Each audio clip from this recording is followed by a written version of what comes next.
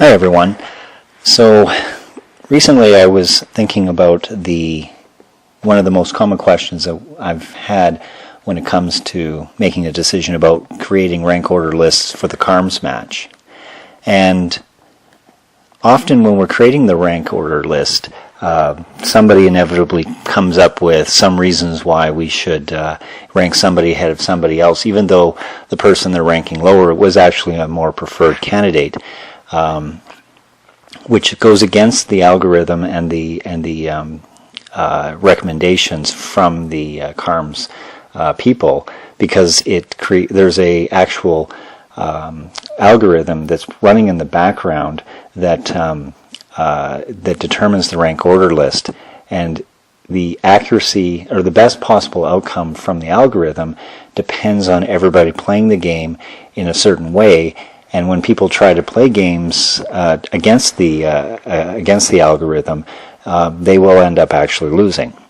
The algorithm that CARMS uses is a mathematical algorithm problem called the stable marriage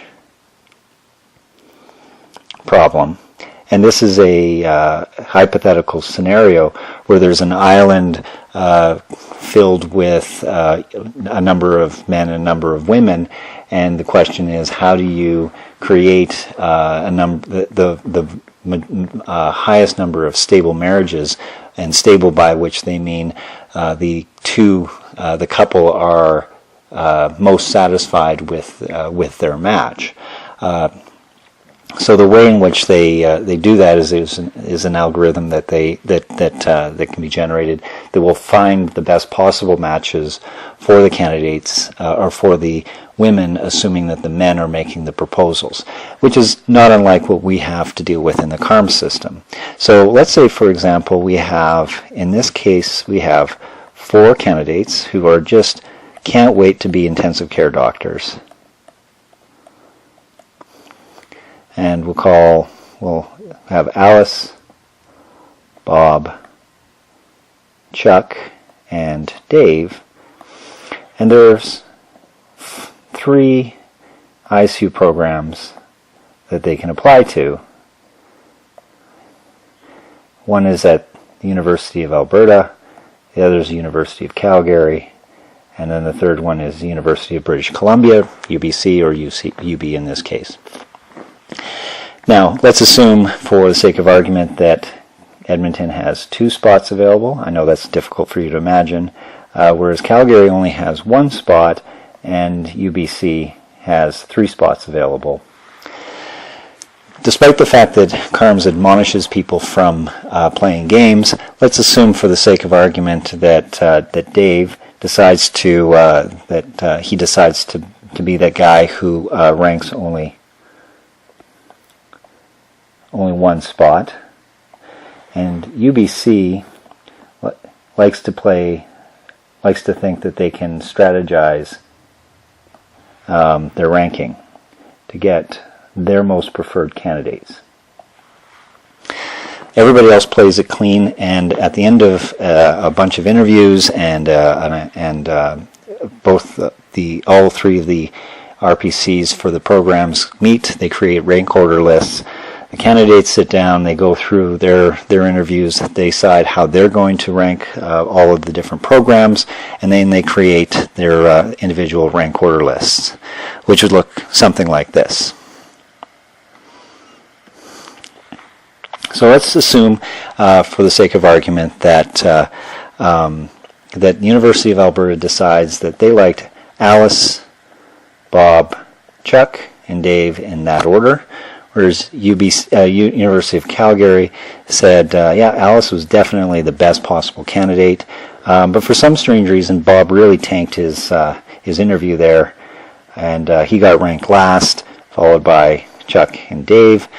And UBC likes to engage in games, and so they rank only 3 of the 4 candidates, telling all of them that they're going to rank them that specific one in a resident. They're going to rank that person first, including Dave, who they didn't actually go ahead and rank, and then just rank them in the way they want. limiting themselves, but also deciding that, well, we kind of liked, we liked Chuck better overall, but Bob was really, he sounds like the kind of guy who's absolutely going to stay, so we want to make sure he's a lock. So let's absolutely do our best to let's rank him above, just so that we guarantee ourselves a spot. Meanwhile, Alice, Bob, Chuck, and Dave sit down and they go through and create their rank order lists. And Alice ranks UBC, followed by the University of Calgary, and then University of Alberta is last in this case. Meanwhile, Bob loves the River Valley, loved the program, ranks Alberta first, followed by UBC because it's so close to the mountains, and then Calgary because it's a little bit further away from the mountains. Chuck, on the other hand, also agrees that the wonderful Dr. Wendy Sliegel as a program director would be the person she'd absolutely want to train under, and then feels very similar to Bob and ranks UBC and University of Calgary second and third. Dave thinking that he's got a lock in Calgary and can't imagine going anywhere that doesn't have stampede fever, absolutely ranks the University of Calgary as his only choice. So how would the match then proceed? Okay, so one of the fundamental tenets you need to understand about the CARMS match is that it favors the residents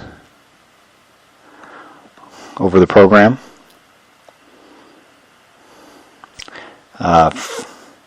to give them their top match or best match.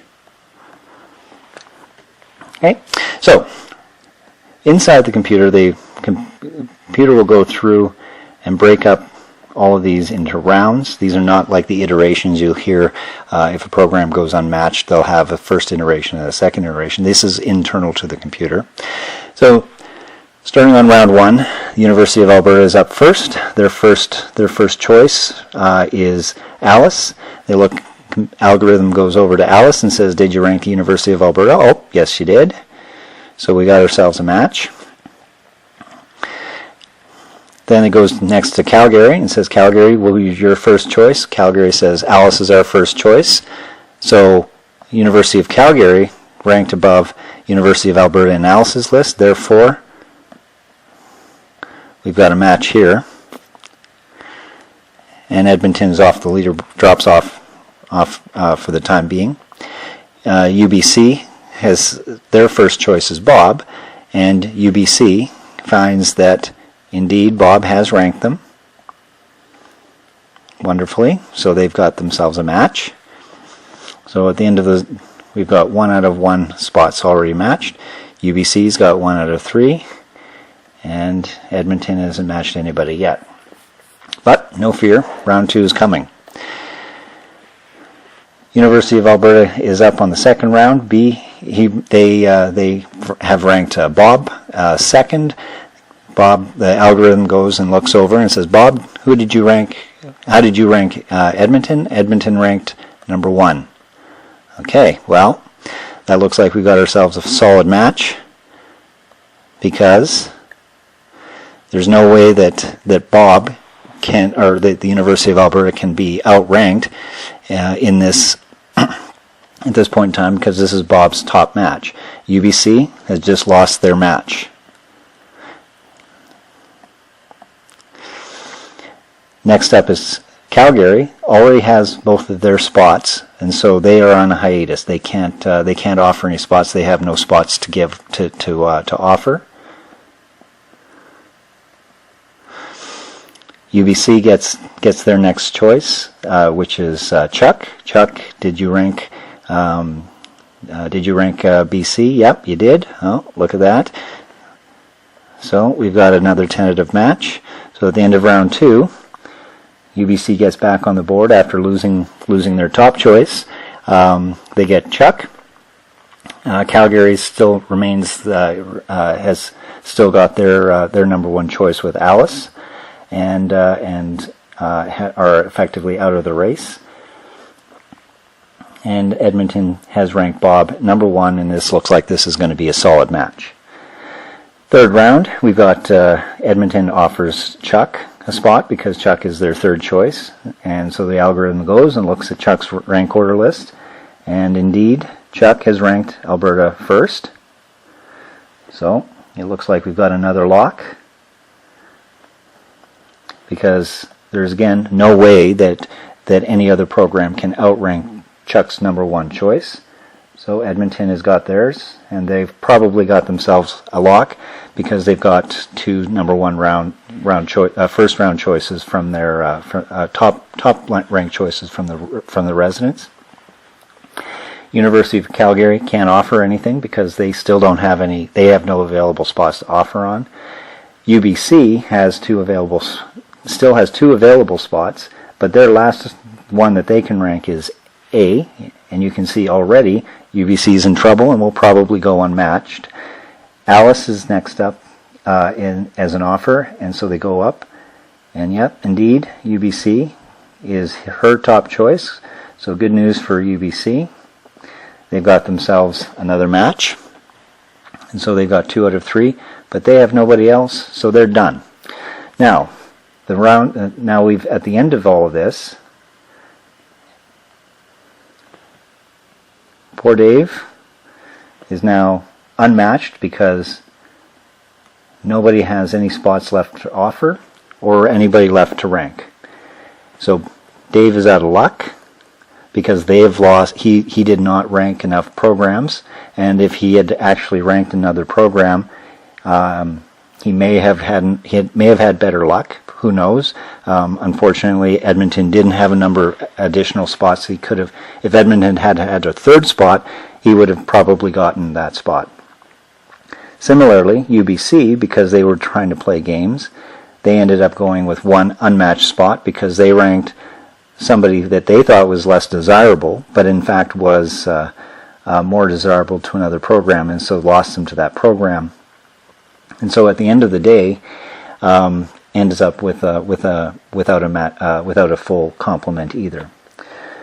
So the fundamentals that come out of all of this, as you can see how the algorithm works, is that the favoritism is always on the favors for the resident to give them their highest possible match, and anybody who makes promises or engages in strategic rankings may end up not getting who they want overall because the algorithm doesn't account for those sort of things.